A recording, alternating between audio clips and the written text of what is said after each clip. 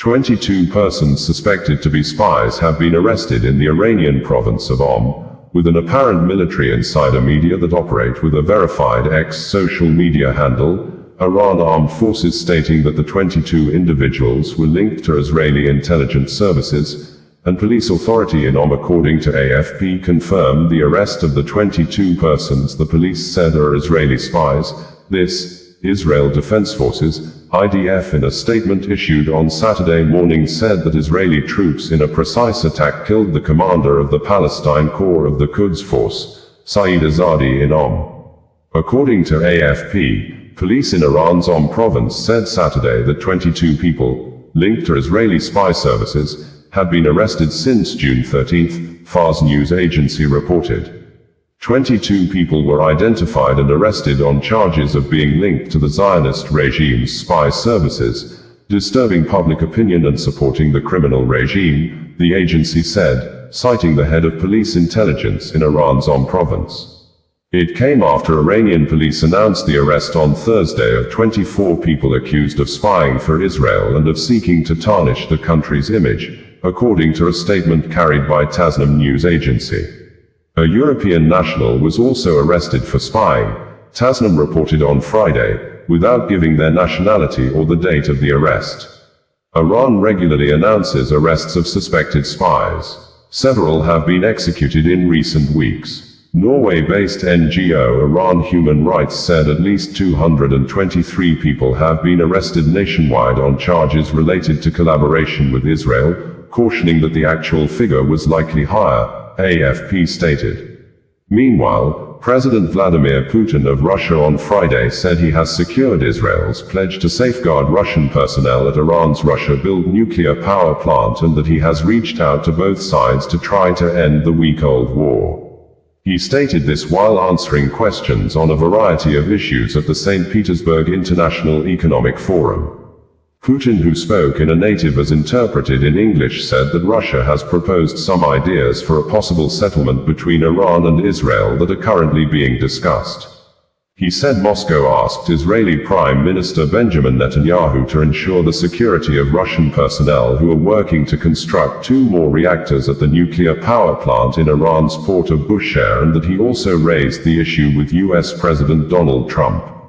Prime Minister Netanyahu has agreed with that, and President Trump has promised to support our legitimate demands, Putin said. President Putin rejected allegations that Moscow has failed to back its ally, Tehran, saying the Kremlin has maintained good ties with both Iran and Israel. He noted that Israel is home to nearly 2 million people from Russia and other former Soviet nations, saying, a factor that we always have taken into account. At the same time, Putin said, Russia has always met its obligations to Iran, adding that Moscow has firmly backed Tehran's right for the peaceful use of nuclear energy. He voiced concern about the spiraling conflict, saying we are strongly worried about what's going on around the Iranian nuclear facilities and possible consequences. Federal High Court sitting in Lagos State of Nigeria has found guilty 15 Chinese citizens, 2 Philippines and 1 Pakistan national for cyber-terrorism. Hence the court sentenced them to 1 year imprisonment and ordered the Nigeria Immigration Service to facilitate the deportation of the convicts immediately after they completed the various jail term. Details of the report as presented by the Public Relations Unit of the Economic and Financial Crimes Commission, EFCC, reads verbatim below. Court jails 15 Chinese, 2 Filipinos, 1 Pakistani for cyber-terrorism, internet fraud in Lagos. The Lagos Zonal Directorate 1 of the Economic and Financial Crimes Commission, EFCC, on Thursday, June 19 and Friday, June 20, 2025, secured the conviction and sentence of 15 Chinese, 2 Filipinos and 1 Pakistani for cyber-terrorism and internet fraud before Justices Chukwuchukwu Eneke, Ayokunle Faji and Yelam Bogoro of the Federal High Court sitting in Ikoyi, Lagos. The suspects are Peng Li Huan, Zhang Jinrong, He Kun, Rochelle Caballona, Casalan Pianella, Guo Long Long, Zhang Huazhai, Lin Haobo, Chen Fusheng, Chen Dongdong, Wang Gonglin, Pan Kaiyu, Huang Renjian, Zhang Xiaolei, Karam Shazad, Chen Yuan, Wu Yong and Chen Xin. The suspects were arraigned on separate charges bordering on cyber-terrorism and internet fraud.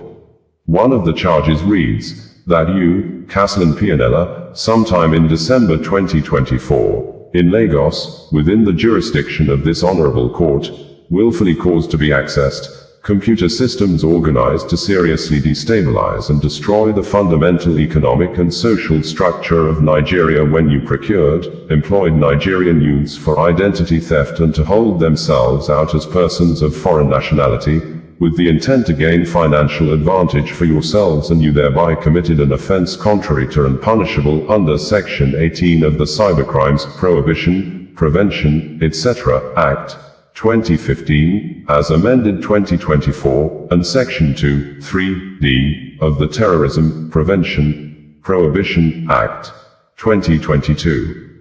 They all pleaded guilty to the charges when they were read to them. In view of their pleas, the prosecution counsel, Spifa Wede, Bilkasu Buhari Bala, Chinenye Okezi, Ebuka Okongwu, BM Isa and Namba Mutfwang respectively prayed the court to convict the defendants and also order the forfeiture of all the exhibits recovered from them. The judges found them guilty of the charges and convicted them accordingly. All the convicts were sentenced to 1 year imprisonment, with a fine of 1 million nairas, 1 million naira. The judge also ordered that upon completion of their sentences, the Controller General of the Nigeria Immigration Service, NIS, should ensure that they are repatriated to their country of origin within 7 days. The judge also ordered that the items recovered from them be forfeited to the federal government of Nigeria.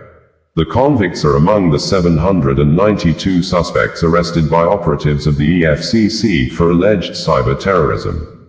They were charged to almost 1 week after gunmen locked people, including children, women and elderly inside their rooms, macketed them, poured petrol on them and set them ablaze at Yellowater community in Guma local government area of Benue state last Friday night. Nigeria President Bola Ahmed Tinubu on Wednesday at a town hall meeting in Makurdi, the Benue state capital, confirmed that Nigeria security operatives have made no arrests since the incident occurred, while apparently taking advantage of the ceremonial-like town hall meeting to query the Inspector General of Nigeria Police Force, Kayode Egbetoken, and the Chief of Defense Staff, General Christopher Musa, for not making arrest ever since the incident occurred, with the presidency in a press statement on Wednesday confirming that 100 people were killed in the attack, but local media and residents stated that more than 200 people were sent to their early grave during the attack. This Sunday, Dare, special advisor to the president on media and public communications after visiting the Yellowater community a day ahead of the president's visit to Makurdi, was seen in one of the photographs with a caption, Wednesday,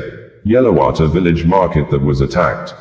A walk through. President Tinubu, Commander-in-Chief arrives Makurdi, posted on his personal verified X social media handle, apparently covering his nose with a thick handkerchief, probably following the unpleasant condition of the environs that he could no longer endure the odors or stench emitting in the environment as a result of the mass murder, with the two-time former governor of the state, and senator that once represented Benue Northwest Senatorial District, which Yellowater is inclusive, and the current secretary to the government of Federation in Nigeria, George Akum, saying that on Tuesday when he visited the crime scene, the Benue State University Teaching Hospital, BSUTH, and the camp where the internally displaced people are currently taking refuge, survivors from the attack spoke to him through tears, and after watching some of them at the hospital beds battling for their lives, the SGF said, the pain is raw. On Thursday afternoon, reports from Yellowater indicated that victims of the attack camped at the international market have blocked the road in protest over alleged poor food supply, also accusing government officials of mismanaging relief materials meant for them. At the town hall meeting with President Bola Ahmed Tinubu, the paramount ruler of the Tiv tribe, Tortiv James Francis Hayats challenged what he described as dangerous misrepresentations of the Benue crisis. It's not herders-farmers clashes, not communal clashes or reprisal attacks. It is a calculated, well-planned, full-scale genocidal invasion and land-grabbing campaign by herder terrorists and bandits, the traditional ruler stated. He warned that the mislabeling of the crisis had fueled dangerous policy prescriptions. Wrong diagnosis will always lead to wrong treatment. This is war, the monarch declared, describing the attacks as a decades-long campaign against the Tiv and Adoma people. According to People's Gazette news media, about 100 persons, including toddlers, were locked up and burnt in their bedrooms in an overnight attack by suspected herdsmen in Yelawata and Daudu communities in Benue State. OsazuwaAkonedo, bringing you the news in a more digital way.